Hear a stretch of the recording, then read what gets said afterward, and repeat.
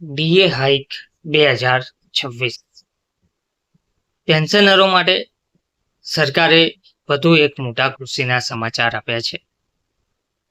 સરકારે ફરીથી ડીએમાં વધારો કર્યો છે. નિવૃત્ત કર્મચારીઓ માટે આ એક મોટી ખુશખબર આવી છે.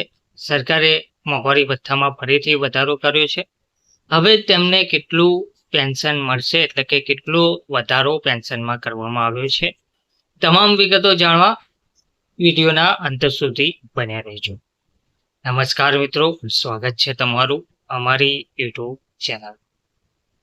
મિત્રો, સરકારના સરકારી કર્મચારીઓ, પેન્શનરો અને પેન્શનરોના કલ્યાણ વિભાગ BOPPWએ 22 મેના રોજ એક સત્તાવાર આદેશ જાહેર કર્યો હતો, જેમાં કેટલાક ભૂતપૂર્વ કેન્દ્રીય સરકારી કર્મચારીઓ અને તેમના પરિવારોને નોંધપાત્ર રાહત આપવામાં આવી હતી.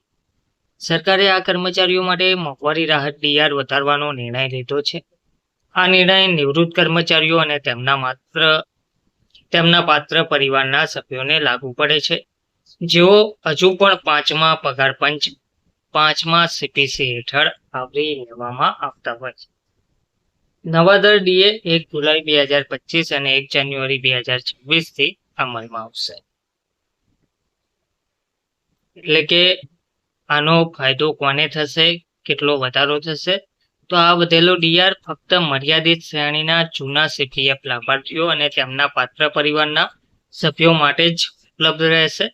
પ્રથમ શ્રેણીમાં 18 નવેમ્બર 1960 અને 31 ડિસેમ્બર 1985 ની વચ્ચે નિવૃત્ત થયેલા અને મૂળભૂત એક્સ ગ્રેશિયા ચૂકવણીઓ મેળવનારા જીવન CPF લાભાર્થીઓનો સમાવેશ થાય છે. આ વ્યક્તિઓ માટે નવા ડીઆરના દર નીચે મુજબ હશે: જુલાઈ 2025 થી 474% અને 1 જાન્યુઆરી 2026 થી 483% ના હિસાબે તેમને મળવાપાત્ર રહેશે. બીજી શ્રેણીમાં મૃતક CPF લાભાર્થીઓની વિધવાઓ અને પાત્ર આશ્રિત બાળકો તેમજ 18 નવેમ્બર 1960 પહેલા નિવૃત્ત થયેલા અને એક્સ ગ્રેશિયા ચૂકવણી મેળવતા કર્મચારીઓનો સમાવેશ થાય છે. આ લાભાર્થીઓ માટે નવા ડીઆર દર નીચે મુજબ રહેશે: 1 જુલાઈ 2025 થી 466%, 1 જાન્યુઆરી 2026 થી 475%.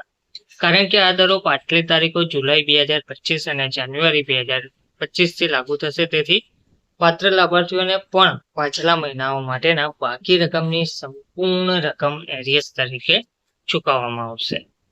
ગણતરી દરમિયાન આ પરિબળો ધ્યાનમાં લેવામાં આવશે, જેમાં સરકારે સ્પષ્ટતા કરી છે કે જો ડીઆરની ગણતરી કરતી વખતે કોઈ રકમ પૈસામાં ગણવામાં આવે છે, તો તેને નિયમો અનુસાર આગામી ઉચ્ચ રૂપિયામાં રાઉન્ડ કરવામાં આવશે. ઉદાહરણ તરીકે, જો ગણતરી 200.15 થાય છે, તો તેને 201 ગણવામાં આવશે.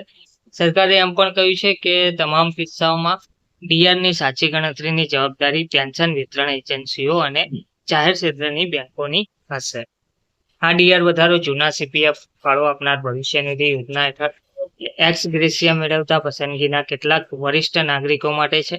તેનાથી વિપરીત 7મા પગાર પંચ દ્વારા આવરી લેવામાં આવતા સામાન્ય કેન્દ્રીય કર્મચારીઓ અને પેન્શનરો માટે તેમનો મોંઘવારી ભથ્થું ડીએ અને મોંઘવારી રાહત ડીઆર હાલમાં 60% જાન્યુઆરી 1, 2026 પર નિશ્ચિત છે.